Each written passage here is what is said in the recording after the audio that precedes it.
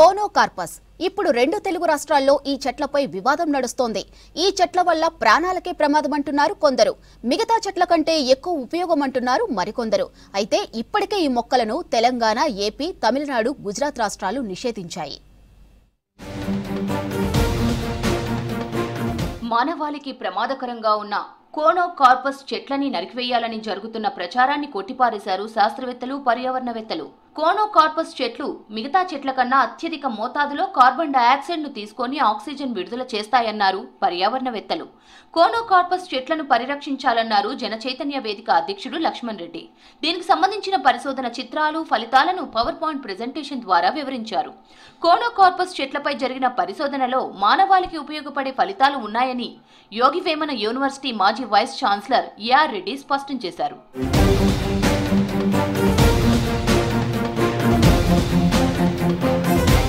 Conocarpus చెట్లు వేగంగా పెరుగుతూ అధిక పచ్చదనాన్ని కలిగి ఉంటాయి.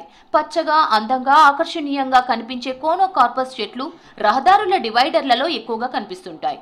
నగరాల్లో పచ్చదనాన్ని పెంచేందుకు గుబురుగా పెరిగే ఈ చెట్లను నాటారు. ఈ చెట్లు ఎంత పైకి పోతుంటే అంత లోతులో తన వేళ్లను విస్తరించుకుంటుంది. ఎడారిలో అయినా నీళ్లు లేకపోయినా కోనోకార్పస్ చెట్లు బతకగలుగుతాయి. పచ్చదనం, అందం కోసం రోడ్ల పక్కన, రోడ్ల మధ్యలో నాటే ఈ మొక్కలను తెలంగాణ, ఏపీ, తమిళనాడు, గుజరాత్ రాష్ట్రాలు నిషేధించాయి.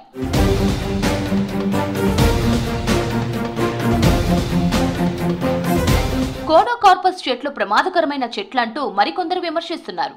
వాటి వల్ల అనారోగ్య సమస్యలు వస్తాయని, కోనోకార్పస్ చెట్లు భూగర్భ జలాలను ఖాళీ చేయడంతో పాటు మౌలిక సదుపాయాలను దెబ్బతీస్తాయంటున్నారు. మిగతా చెట్ల కంటే వాటర్ ఎక్కువ తీసుకొని పాలన్ గ్రెయిన్స్ అంటే మనకి ఫర్టిలైజేషన్కి ఉపయోగపడేది ఎక్కువ రిలీజ్ చేయడం వల్ల మనం పీల్చుకున్నప్పుడు మన ఎట్లయినా రెస్పిరేటరీ ట్రాక్స్, బ్రాంచిల్స్ అవన్నీ ఉంటాయి కాబట్టి చాలా కేసెస్లో ఆస్మా వచ్చిందని చెప్పి ఇవి ఎక్కువ ఉన్న చోట తేలింది. సో ఇప్పుడైనా గవర్నమెంట్ ఇలాంటి చెట్లను తొలగించి అసలైన ఆక్సిజన్ ఇచ్చే చెట్లను పెంచాలని, పెట్టాలని నేను కోరుకుంటున్నాను. రాష్ట్రంలో చాలా చోట్ల కోనోకార్పస్ చెట్లు ఉన్నాయి. ఇవి మంచివని కొందరు అంటుంటే చెడు జరుగుతుందని కొందరు చెప్తున్నారు.